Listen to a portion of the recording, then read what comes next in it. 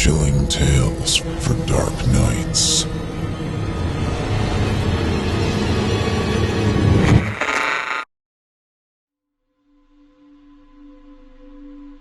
A Light at the End of the Tunnel.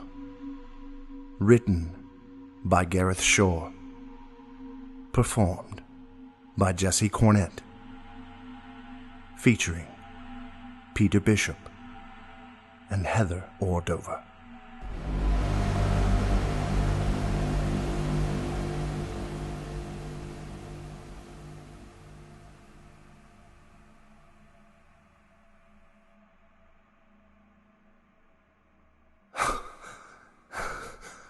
I've fallen before. Been hit with that punch of fizzing panic right in the guts a few times. But never headlong into so much dark. Never so far down. And never so alone. I try to grab at the air as I fall down into the emptiness, wide-eyed and dumb, as it rushes between my fingers. My helmet light spins mad spirals in the dark, strobing the torn umbilical of my rope whipping after me. After long, whirling moments, something rears up from below and hits me.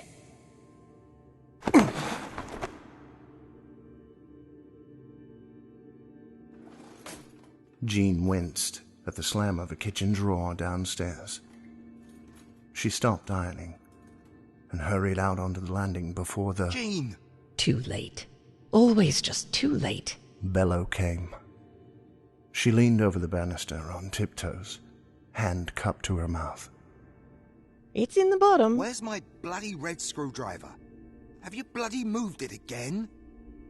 It's in the bottom drawer where you left it last time.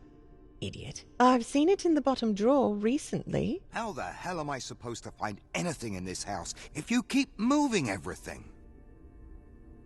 Jean went back to her ironing, pressing the steam button to hiss out the crashing and banging and slamming of cupboard doors down below. She hummed to muffle another shout, a tune she used to sing to Sean when he was little and too worked up to sleep, asking too many questions about Diana. Way back when, after she and Jim had lost Diana, and not long before Sean had become lost to her. No, I lost one, and had one taken. The slam of the back door brought her back, and she looked down into the garden where Jim stamped down the path. When did he start to walk like that? Angry all the time. His shoulders hunched, and neck stiff and red like the screwdriver, clenched in a pink fist, stamping to the garage as usual. Ah yes, the shrine. Jim's shrine to himself, the victorious father. Jean gazed at the wooden doors of the garage, remembered the wooden beams inside, and for the 1000th time wondered if the whole thing would burn to the ground once it got going. Maybe not the metal parts of Jim's equipment, but it would be unusable, surely. If not melted, then warped? Those ropes and tents, all that bloody camping gear, would go up a treat. She lingered over the image of Jim beaten back by flames, crying sooty tears as he sat on the grass watching his world. Sean's and his world, remember? Go up. On the darker days, when Jim said some of those unforgivable things to her, she would imagine him inside, tangled in coils of rope, beating on the doors that were somehow locked. Jean inhaled a shaky breath through her nostrils and shivered. She could actually smell the smoke. Blast. She jerked the iron up, a blackened patch of Jim's shirt coming with it. She glanced out of the window, but Jim would be in his shrine for hours yet, getting ready for the upcoming adventure. He always smiled when he said this. For him and his son. Luckily, he wouldn't miss this shirt. Grey plaid, lots of pockets. Sensible.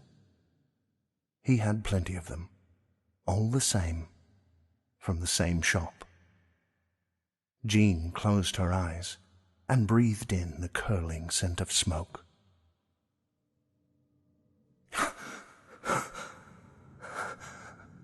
I'm winded, shocked, unable to move. But this deep peace is a relief after the screaming of the air. I think my eyes are open, but the black is absolute. I work my eyelids up and down, but it makes no difference. I feel like I'm staring madly, either way.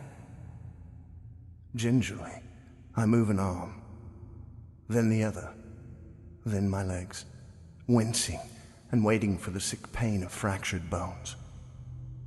It doesn't come, and I exhale in relief.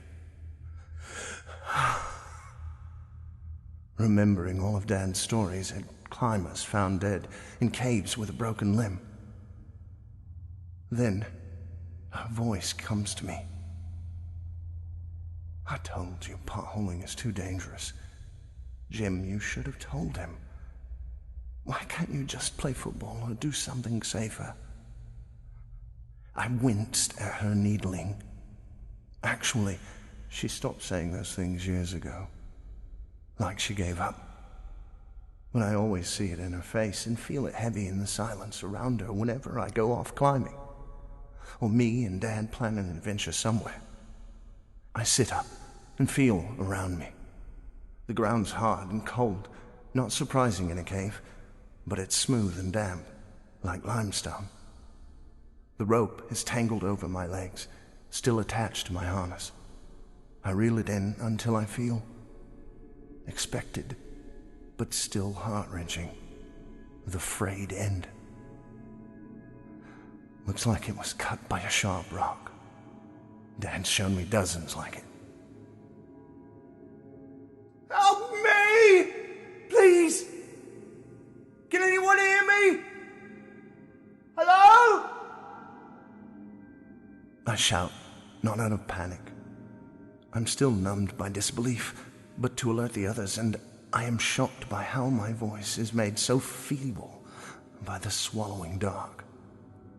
Help me! Please, someone!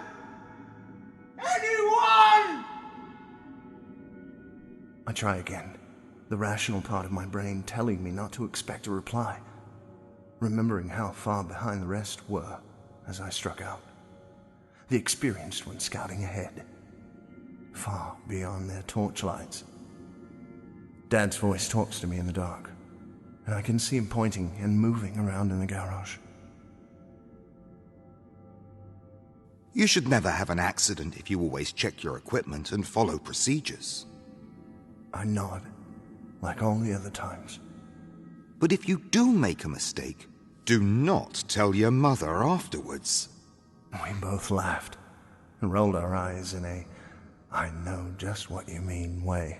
But seriously, son, if something does go wrong, if you get separated from me or your team, you must not panic. Panic has killed more climbers. I loved being called that. Being part of that world. Than anything else. Check your surroundings, check your equipment, and plan your escape route before moving. Got it? Yes, Dad. Calm, check, plan. I repeated those words endlessly over the years, and they became a mantra, a motto, or call sign whenever I called and went round. Calm, check, plan. Of course I feel fear. Alone, here down a cave shaft.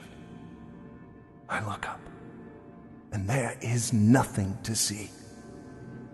But I control it, push it down. I am alive and bruised, but nothing is broken. That could be crucial. Dad will be proud of my control. Proud of me for remembering. Calm. Next, check your surroundings. I'm on a level surface of smooth rock. Could be the bottom.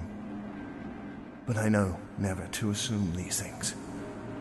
Guesswork and assumption can get you killed. I cling to my dad's words in the dark. Check your equipment. Oh, so carefully, I crawl forward, spiraling out wider and wider, patting the rock ahead of me, hoping more than anything to find my rucksack. I doubt there's a signal down here, but I'd like to try, and my torch would certainly be help. No pack. A bit wider. A chill seeping up from the rock, and a column of air pushing ahead with cold down on me. There! My hand bumps my helmet, and the headlamp flickers on as it spins and rolls. I see snapshots of gray and sparkling rock, my hand open like a white starfish. Then the light disappears. I lunge forward and cry out as the ground beneath me suddenly ends. No! One arm dropping into the nothingness, my face smacking down onto the rock. There is a brief twirling firefly flicker below me. Then the helmet is gone. My toes automatically curl in my boots, instinct telling them to grab something as my weight starts to slide me over the edge. One arm dangling uselessly.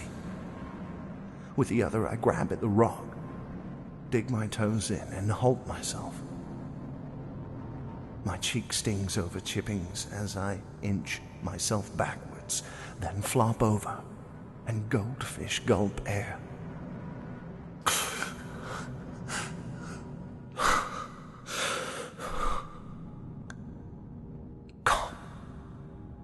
Easier said than done. But my heart eventually slows, and I control my breathing again. Check. Trembling and even more careful than last time, I crawl over one grinding inch at a time. I can't help but flinch as my fingertips curl over the edge again on my left side. I lie flat and follow it, crawling with my weight tipped over to my right. A few feet, then I bump into the vertical wall of the shaft. I turn and follow the edge back. It's almost impossible to judge distance in the black, but I guess I've gone nearly 2 meters when I bump into another wall. An image forms in my head, a good sign, my dad would say, as it means that my higher brain functions are reasserting themselves on a wide shelf of rock partway down the shaft, jutting out into the darkness to break my fall and save my life. I feel something like hope as I crawl onward, following the curve of the shaft wall. It dies as my fingers find another edge, a little further round, another drop into massive emptiness. I am not on a shelf, but rather a bridge across the shaft, about 3 meters wide. I shake myself, rub my knuckles into my cheeks, and blink tears away. Do you realize how lucky you are? A couple of meters either side, and you would probably be dead at the bottom. Remember how small your helmet looked before it disappeared? Well, you're not dead. When you're out of here, you can work out the odds of hitting the bridge on the way down. The odds of hitting it and not breaking anything. But for now, accept it. Thank your lucky stars and get on with it.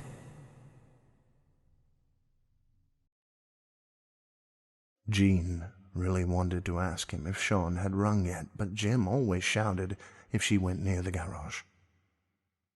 She knew Sean had gone potholing with friends down at Craigie Caves because she heard Jim talking to him about it on the phone the other day. Calm, bloody, check, bloody plan. Bloody blah, blah, blah. Why did they always say it quietly and smugly, like it was some bloody Masonic handshake? Sean usually rang when he had finished an adventure, and she would lie on the bed while Jim's voice rumbled up through the floor, imagining what Sean was saying during the pauses. How's Mum? Tell her I'll be round to see her soon. I'll take her out for something to eat. No, Dad, just her and me. Catch up, you know? They hadn't spoken on the phone since he'd gone to university. The last time had been like talking to a stranger on the bus. The boredom in his voice had made her go cold inside. Jim always answered now, and Sean never asked for her. Still, he'll be staying over soon for Jim's birthday, before they go camping on Snowdon. Might as well get his room ready. Air it out a little. She paused at Diana's closed pink door and gave it a tap before going into Sean's room. She always did. My dad's run through many scenarios with me over the years, but I'm stumped trying to remember what to do in this one. Breathing calmly, I take stock. I can't remember if I turned off the agreed route when I fell. I hope I did, and the others hadn't followed. This shaft certainly wasn't on the map. They may be off getting help or lying injured. I refuse to think anything worse at the bottom of the shaft. They could be climbing down after me right now. Not the sensible thing to do in the circumstances, but they don't, despite everything. I smile at the irony. Have my experience and training. My eyes are still useless as I peer up in vain, half hoping for a rope to drop out of the dark, half cursing myself for being ridiculous. So I try another shout. Help! Please, someone help me! Anyone? Which is smothered as suddenly as the last. Okay, plan. I've already ruled out down, which leaves up. I decide to plan for the worst and hope for the best, as the saying goes. So to summarize my equipment, I have one length of frayed rope attached to my now useless harness. Well, tottering upright like a man on a high wire, shaking off images of plunging off the bridge, I blindly feel the rocky wall of the shaft. It is fairly smooth, but my fingers creep here and there, searching and tapping, scarred with shallow crevices and indentations. I know I'm crazy to even consider free climbing a near vertical wall, with no light, but right there and then, the thought of sitting and waiting for help that might not come for who knows how long, stewing in fear and total night, is definitely worse. Besides, what if the others are at the bottom of the shaft? They might be dying right now. I lean on my chin on the cool rock and gaze up, wondering how far I fell. What if escape is only a few meters up? Maybe 10. Surely a longer fall would have hurt more. Would have at least broken something. I've done a bit of free climbing in Scotland with Dad, and remember him telling me to first visualize the route, to break it down and work out the number and type of moves I needed to make. I allow myself a quick smile in the dark and imagine talking him through this climb. Dad, my route is up. My number of moves, as many as it takes. Type of moves, whatever gets me up there.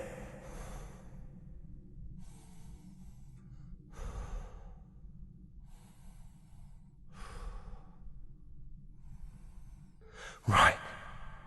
In through the nose, out through the mouth.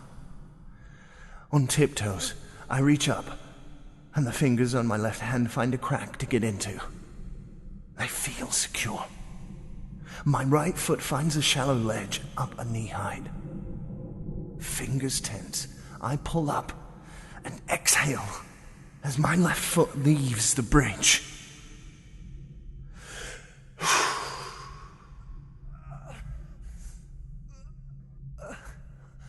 Jim doesn't like her being in here for long.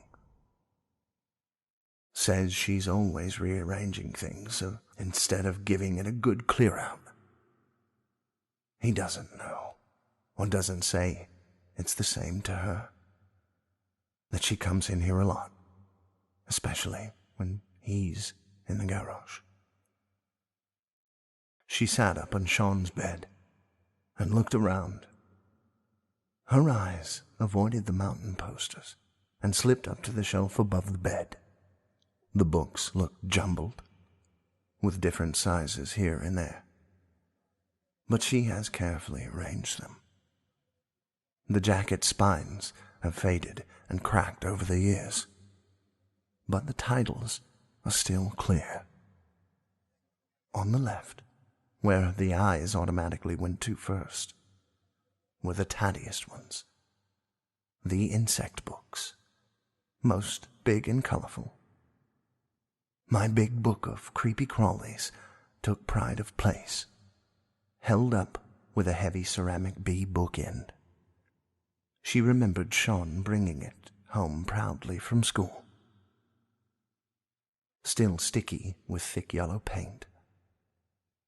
She brought him a wooden one for the other side, but she didn't want to look at the end of the bookshelf. She wanted to take creepy crawlies down, feel its weight, and smell its old smell. She resisted and instead pictured the inscription on the first page inside. The one she wrote over a decade ago. Hope this helps with your research, Mr. Entomologist. Curl up and enjoy it, but don't let the bedbugs bite. Lots of love. Mum, XXX. He used to read it over and over. The spiderweb quilt from one Halloween up to his nose, little hands balancing it on his chest. He would always get her to read the inscription in a high-pitched, posh voice when she came to turn his light off, and they would both howl with laughter when he tried to say entomologist. She tried to recall the last time Sean had called her Mum. Now he seemed to avoid the word. Not rude to her, but worse than that. Carefully neutral. Always seeming to hold her at arm's length. At first, she had told herself it was just a teenage thing, but the way he would always sort of creep around it told her it was more than just hormones. The insect books took up the first bit of shelf. Then came a couple of football annuals, still shiny and clean-looking. Then, she forced herself to keep looking across.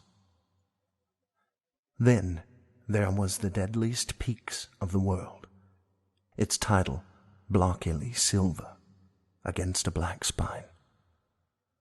It was followed by Illustrated World's Biggest Mountains.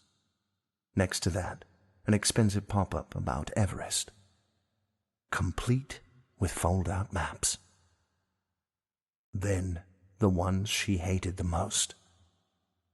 Parts 1 to 5 of The Complete Climber, resting somber and uniform in their immaculate jackets against the wooden bee bookend.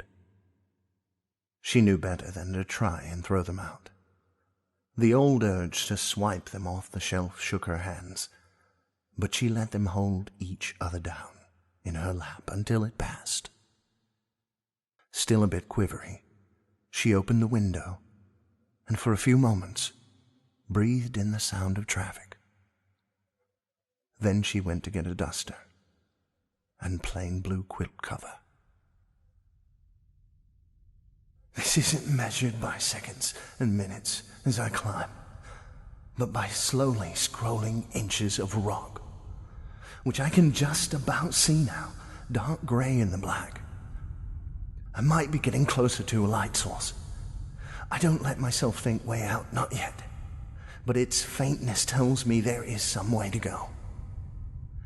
My God, am I tired? My legs tremble, But years of climbing have toughened them, and I know I can hold on a while yet. I try to spread my weight evenly over all 4 limbs and take regular breaks to slow my breathing, which also helps keep the fear at bay. I can feel it fluttering in my guts and prickling my armpits and scalp and the backs of my knees, but that's as much as I allow it to do. The rock is blessedly chilly against my forehead as I rest. I want to shut my eyes against the black down past my feet, but I daren't close them any longer than a blink. A part of my brain knows I am one slip away from disaster, but that part is drowned out by the rest, which is all focused on searching out handholds and keeping me moving upwards. The bridge has long since receded into the ink below. What's left of my rope taps against my thigh. It's buckled to my waist, but so far the shaft face has not yet anything to tie it to, and my pitons are safely packed away in the shrine, ready for the next adventure with Dad. Never mind the future. You've got a job to do right here, right now. Earn your survival. Thinking how proud Dad will be when I tell him about this, I reach for the next handhold and keep climbing. Jean? Again? Jim stood in the doorway to Sean's room and looked down at her, sitting on the bed. His voice was low and even. His simmering voice, she thought, as she closed my big book of creepy crawlies and held it in her lap. Jean, we talked about this. No. You talked and took my silence for agreement. I was just sorting out things for Sean coming back, having a tidy up. She clutched the book tighter. Jean. Jim breathed out through his nostrils in that way which made her clench her teeth. He took a step into the room, so that she had to crane her neck to look up at him. She tried to hide the disgust in her eyes, then wondered why she bothered. He knew anyway, and his was there for all to see. Shawnee would have got rid of this stuff months ago if you hadn't made such a fuss about it. It doesn't have any sentimental value for him. You know that. Realizing he was looming over her, Jim leaned back against the doorframe, and Jean watched him try to rearrange his features into an expression of concern. A wavery smile squatted on his face. Why don't I help you get rid of some stuff? Make some more space for him. I know he wants his climbing manuals, but we could start with those old insect books. The smile shifted, as if trying to get comfortable. His hands were in his pockets, but his fists were clenched. He'd never hit her, despite all their arguments, but Jean wondered how many times he'd come close. She wondered when the dam would finally burst, and what she'd do when it did. Well, why don't we let Sean do it when he's next here? Let him decide what he wants to keep. Or throw away. Jean didn't look up, but she heard his hissy nostril breathing and sensed a sudden weight in the air between them. Her fingers curled around my big book of creepy crawlies as she waited for Jim to snatch the book out of her hands like he had done with the photo album that time. The moment lengthened. The weight pressed down on her. She gripped the book. Then Jim stepped back and started to close the door behind him. It stopped halfway, and from behind the blue-painted wood, he said, Next weekend, when me and Sean get back from Snowdon, I am going to clear out Diana's room. The closing click was worse than a slam. Jean wondered what would happen when her dam burst. I expect more pain, or at least a burn of tired muscles, as I clamber ever upwards. I feel strong and confident. The bridge has long sunk away far below, and the pauses for resting have grown fewer and shorter.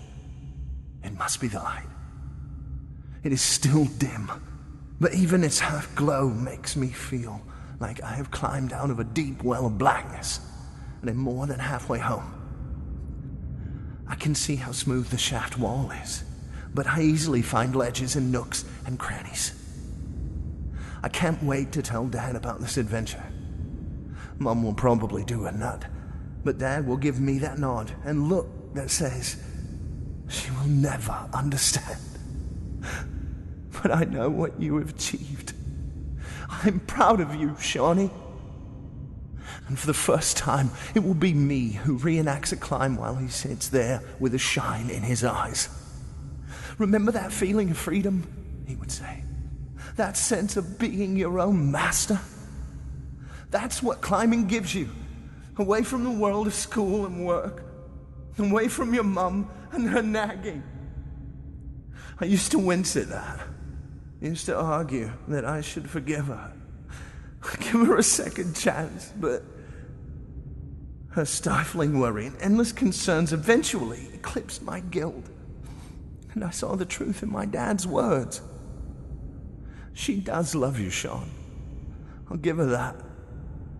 But not like she loved Diana. She'll never understand you.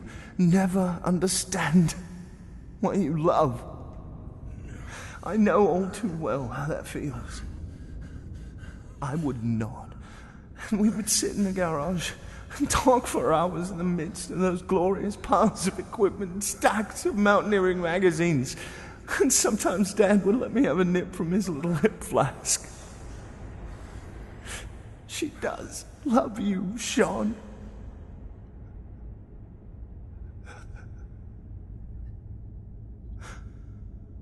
An image comes to me, sudden and sharp. Here's my mum, face half lit, half shadow spotted by my ladybird nightlight, reading to me a story about a beetle and a caterpillar. I can't remember the words, but I can hear her, making me laugh with different silly voices. I would interrupt her with a million questions about insects until she rolled her eyes and declared time out and kissed me goodnight. Clinging here to the wall of the shaft, I close my eyes and feel her smile against my forehead. Dad would sometimes pass by the doorway while Mum was reading, and is this a true memory or distorted by time and the shaft? He'd shake his head a little. I opened my eyes, frowning a little. Yes, he did. What was that book called? The ones with dancing cartoon insects on the front. My big book of creepy crawlies, yes. I could hardly hold it in my little hands, but I loved it, copying the illustrations into my pad. Mum wrote something inside. The light from above distracts me. Squinting up into it, I try to see the way out, but the brightness makes it hard to focus.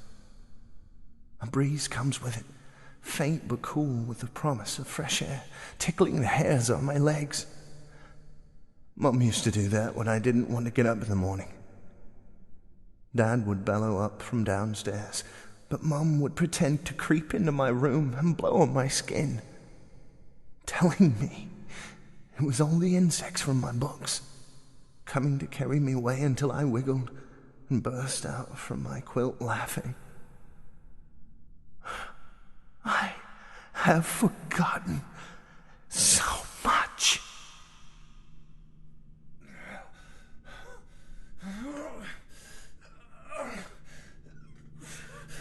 Climbing again, moving within reach of the light, I promise myself that I will fix things with Mum. Maybe even get her and Dad talking properly again. Maybe even. I falter slightly, then move faster, with determination. Maybe even talk about Diana. Finally deal with the shadow that hangs over all of us. Start again. The walls slide by quicker now. Nearly there. Looking for a distraction from her anger, Jean started to clean the kitchen.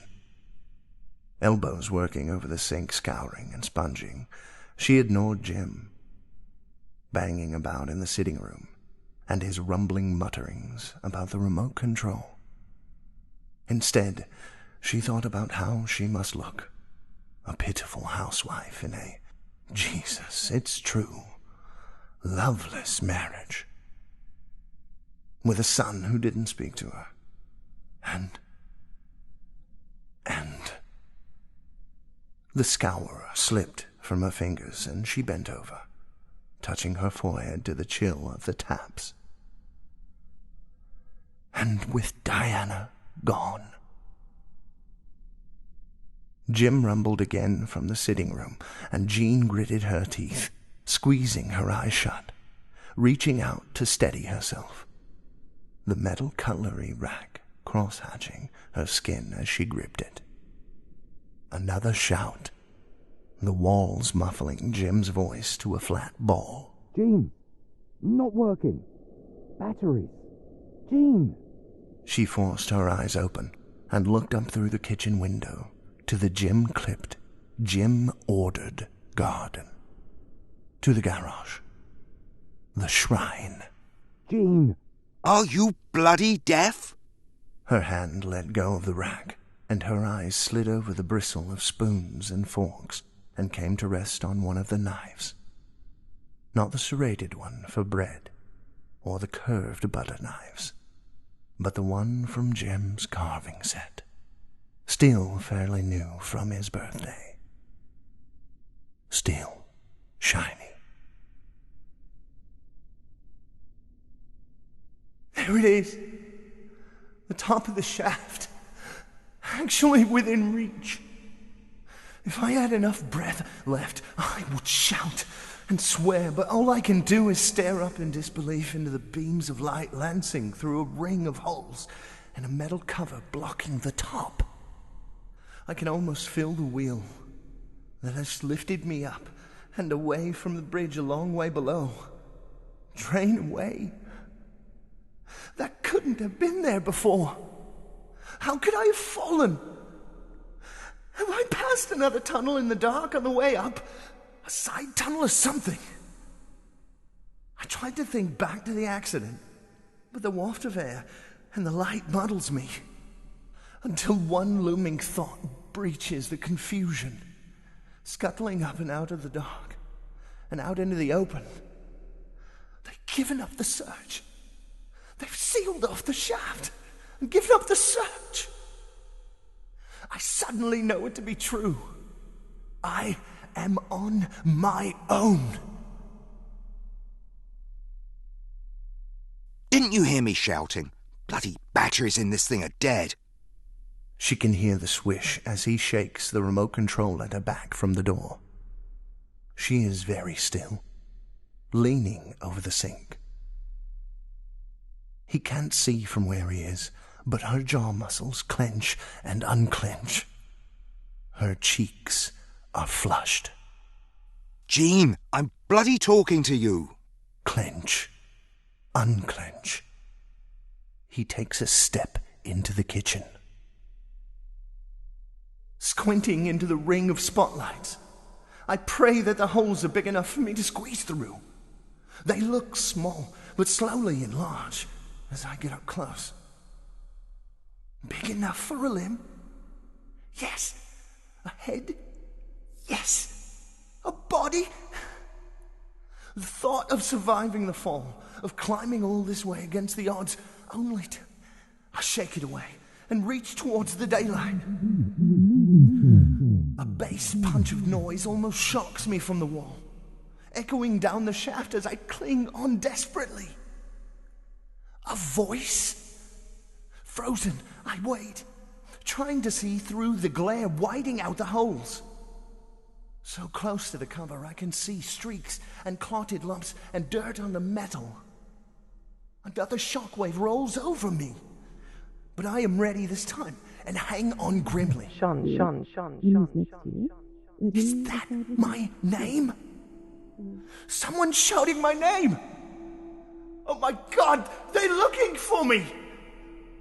Legs braced against the walls on the shaft, I reach up and push. The cover won't budge. Wait for me! Please don't leave! I'm right here! Before I realize what I'm doing, I lunge up and out over the shaft, reaching for one of the holes, leaving and swinging out over empty air. The memory of my helmet spinning away into the dark dazzles me, but I swing my legs up and hang on. The light dazzles me as I gasp, blinded. The hole is tight. Please, God, please! And the edges scrape against me, but I heave and reach and pull and finally squeeze my body through and out of the shaft.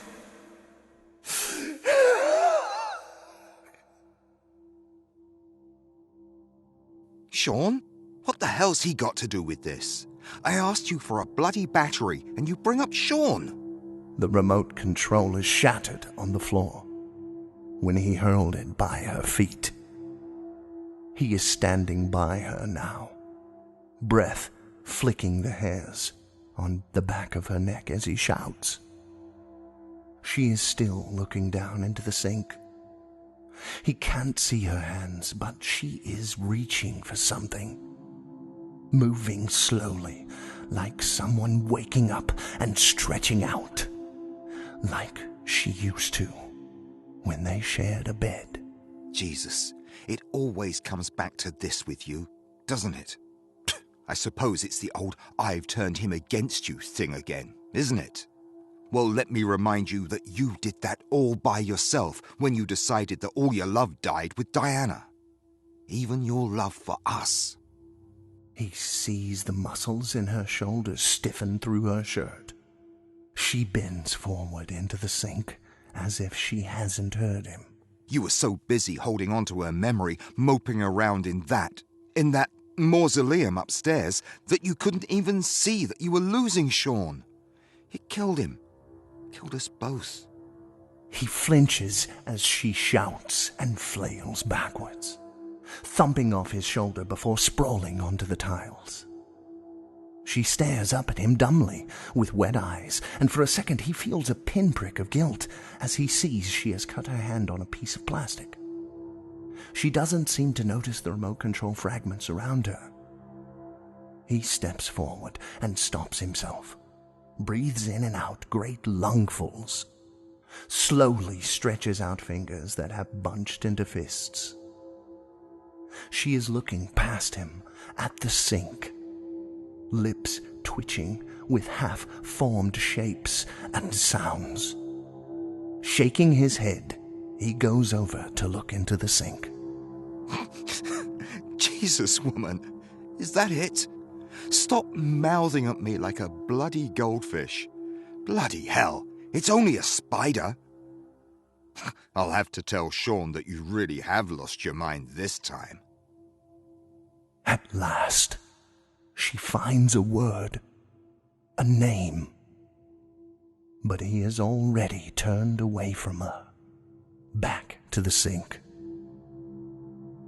He twists the hot tap on.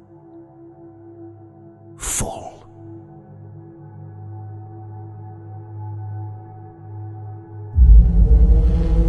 Chilling tales for dark nights.